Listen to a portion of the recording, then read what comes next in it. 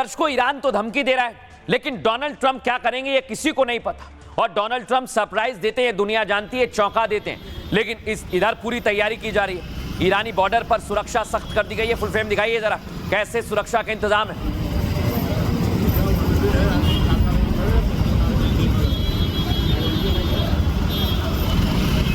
ये दर्शकों ईरानी सेना है जो बॉर्डर के चारों तरफ फैल गई है। अब आपको एक और तस्वीर दिखाता हूं।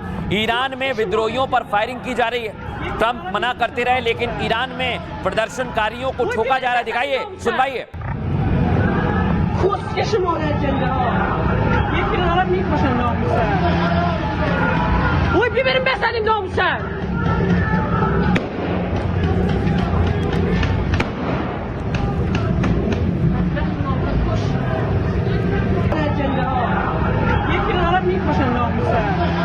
ये आप देख रहे हैं ईरान में नरसंहार हो रहा है।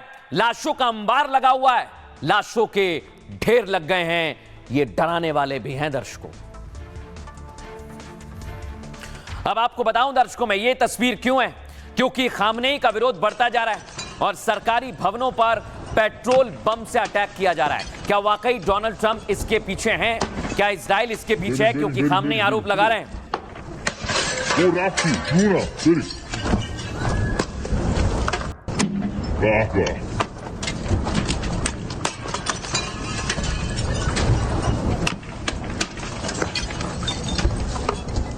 अब दर्शकों, ईरान में तो मस्जिद पर हमले किए जा रहे हैं, सरकारी इमारतों पर बम बरसाए जा रहे हैं, लेकिन ट्रंप क्या कर रहे हैं? मैं तो कहूंगा ट्रंप को हल्के में मत लेना। संयुक्त राष्ट्र सुरक्षा परिषद में ईरान पर आपात बैठक बुलाई गई। मूव कीजिए। यूएनएससी के मंच से अमेरिका ने ईरान को कड़ा संदेश भी दिया है। अमेरिकी राजदूत ने ईरान की घटना को नरसंहार बताया। कहा अमेरिका नरसंहार को रोकने के लिए कदम उठाएगा। माइक वॉल्ट्ज ने कहा ट्रंप इसे बर्दाश्त नहीं कर सकते। दमनकारी कार्रवाई को रोकने के लिए सभी विकल्प खुले हुए हैं। अमेरिकी राजदूत ने कहा ट्रंप एक्शन लेने वाले इंसान हैं। डोनाल्ड ट्रंप लंबी लंबी बातें करने वाले शासक नहीं है। अमेरिका ने कहा ईरान में हिंसा विदेशी नहीं भड़का रहे, बल्कि ये खामनेई शासन की हिंसा नीति का नतीजा है।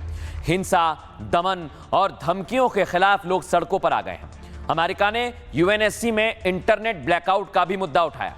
कहा इंटरनेट बंद होने से खामनेई की क्रूरता से दुनिया अनजान है, इसलिए अब ईरान में इस क्रूरता को रोकना अमेरिका का मकसद है, दायित्व भी है।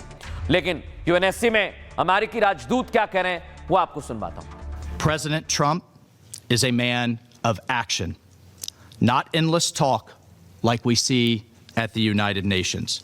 He has made it clear all options are on the table to stop the slaughter.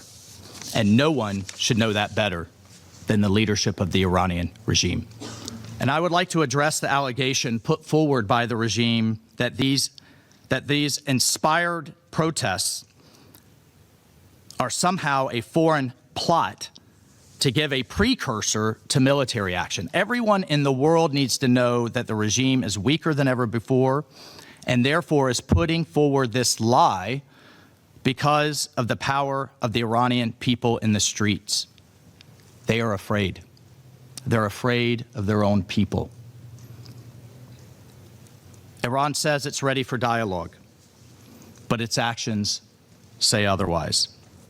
This is a regime that rules through oppression, through violence, and through intimidation, and has destabilized the Middle East for decades. Well, enough is enough.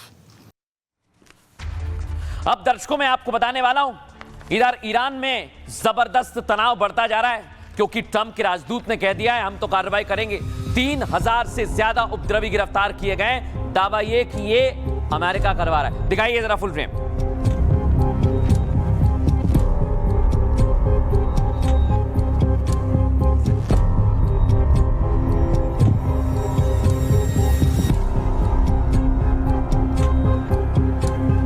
अब दर्शकों मैं आपको बताता हूं, police विद्रोही जो प्रदर्शन कर रहे हैं उन पर फायरिंग कर रही है। दिखाते हैं आपको, मैं दिखाइए जरा।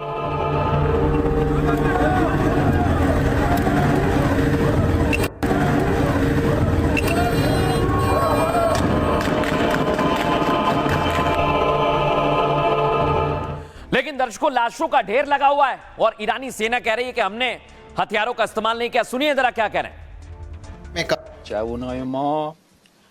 अगर हमारे जवानों ने अपने हथियार का इस्तेमाल किया होता तो दंगाइयों को 2 घंटे में काबू कर लिया जाता, लेकिन उन्होंने अन्य प्रदर्शनकारियों को मानव ढाल के रूप में इस्तेमाल किया, जिसके कारण उनमें से कई लोगों को अपनी जान गंवानी पड़ी। این عزیزان ما خیلی هاشون اصلا بی سلاح با اونا مواجه می شدن. अब दर्शकों मैं आपको एक और तस्वीर दिखाता हूं। सुरक्षा बल और प्रदर्शनकारियों में जबरदस्त झड़प हो रही है। फुल फ्रेम दिखाइए इसे भी।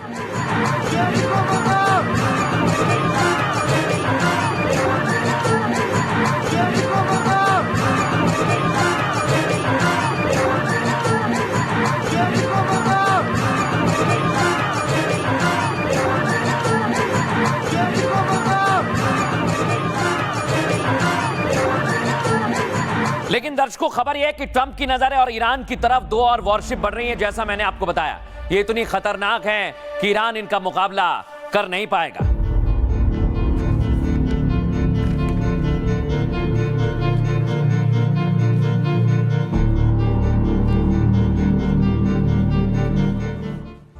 अब दर्शकों बड़ी बात क्या है, अगर ऐसी स्थिति बनी हुई है तो फिर ट्रंप पूरी तरह से बदला लेंगे और लग भी ऐसा रहा है। अमेरिका और ईरान में तनातनी चरम पर है दर्शकों। दोनों देश एक दूसरे को हमले की धमकी दे रहे हैं। तनाव के बीच अमेरिकी सैन्य ताकत ईरान की तरफ बढ़ गई है। अमेरिका ने ईरान की ओर न सिर्फ यूएसएस अब्राहम लिंकन भेजा है, बल्कि 2 और शक्तिशाली जहाज भी रवाना किए हैं। इनके नाम यूएसएस नाफोक पनडुब्बी और यूएसएस सैन डिएगो है। बड़ी बात क्या है, सैन डिएगो तीनों एयरक्राफ्ट कैरियर को मिडिल ईस्ट की ओर मोड़ दिया गया है। यूएसएस नाफोक की ताकत यह अमेरिका नौसेना का परमाणु पनडुब्बी इसको कहा जाता है। दुश्मन इससे अनजान रहता है, इसकी आहट भी पता नहीं चलती। टॉर्पीडो और क्रूज मिसाइल से हमला करने में माहिर है। 100 किलोमीटर दूर दुश्मन पर 100 किलोमीटर दूर से निशाना साध सकता है। पानी में इसकी ताकत के आगे कोई और टिकता भी नहीं है। अब मैं आपको बताता हूं सैन डिएगो की क्षमता क्या है। ये सैनिक हेलीकॉप्टर, लैंडिंग क्राफ्ट और वाहनों को ले जाने में माहिर है। समुद्र से जमीन पर सैनिक उतारने में इसका इस्तेमाल भी होता है दर्शकों। और मेडिकल सुविधा, कमांड सेंटर और मरीन सैनिक पूरी तरह से सुविधाओं से लैस रहते हैं। युद्ध के दौरान स्पेशल ऑपरेशन सपोर्ट देने की ताकत इसमें है। यानी अमेरिका युद्ध की पूरी प्लानिंग पर काम कर रहा है और उसकी पूरी तैयारी भी है। लेकिन क्या वाकई अमेरिका ऐसा करेगा? क्या ईरान को घेर रहा है? सुनिए डिफेंस एक्सपर्ट क्या कह रहे हैं। अब तक हमने सुना था कि यस, अब्राहम लिंकन को एज अ एयरक्राफ्ट कैरियर उन्होंने मिडिल ईस्ट में मूव किया है। एक अपनी सबमरीन जो है उसे भी मूव किया है। अगर आप ये देखें तो ये एक क्लैरिटी है कि नेवल पॉइंट ऑफ व्यू से एक बड़ी तगड़ी प्रोजेक्शन है। ईरान के ऊपर प्रेशर बने और ये प्रेशर इस तरह का हो कि ईरान कहीं पर किसी भी जगह पर मिडिल ईस्ट में यूएस के असेट्स को डैमेज ना कर पाए। यूएस इस तरह की मूवमेंट में यह भी दिखा रहा है कि चाइना ऑब्लिक रशिया कहीं किसी भी तरह से उसके साथ इन्वॉल्व ना हो ईरान के फेवर में। यूएस पूरी तैयारी करके दिखा रहा है, प्रेशर बना रहा है कि शायद ईरान अपने आप गिर जाए।